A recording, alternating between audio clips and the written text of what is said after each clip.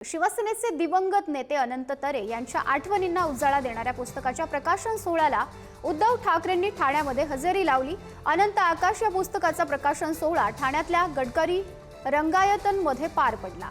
यावेळी उद्धव ठाकरेंनी खंत व्यक्त केली आहे। अनंत तरेंनी सांगितलं होतं की हाच आपल्याला दगा देईल, मला पश्चाताप होतोय। तेव्हाच अनंत तरेंचं ऐकलं असतं तर अमित शहांसमोर नतमस्तक होणारे पाहायला मिळाले नसते, अशा शब्दात उद्धव ठाकरेंनी खंत व्यक्त केली आहे। अनंत तरेंसारखा राजहंस आज असता तर ठाण्यात कावळे फडफडले नसते, असं म्हणत उद्धव ठाकरेंनी नाव न घेता एकनाथ शिंदेंवर निशाणा साधलाय। एकतर भाजप आपल्याला संपवायला निघालाय। आता जरा समजून घ्या, सगळ्या मिळून आता पहिले हे संकट दूर करूया आणि मग नंतर प्रत्येकाचे मान पान। आता पहिले हे संकट आपल्याला संपवायला निघालेले हे आपले एकेकालचे मित्र यांना पहिले वेळेमध्ये रोखूया आणि मग पुढची भरारी आपण घेऊया। तेव्हा मला अनंत तरे म्हणाले की साहेब सांगतो तुम्हाला, हाच उद्या आपल्याला दगा दिल्याशिवाय राहणार नाही।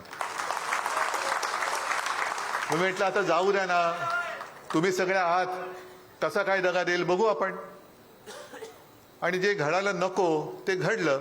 आज राजन काय, केदार काय, तुम्ही सगळे जे काही शिवसैनिक आहात, तुमच्यासोबत जर का अनंत तरे म्हणजे याच्यात जो उल्लेख केला तो राजहंस आपल्यात असता ते कावळे फडफडले नसते ना, कावळे नसते फडफडले।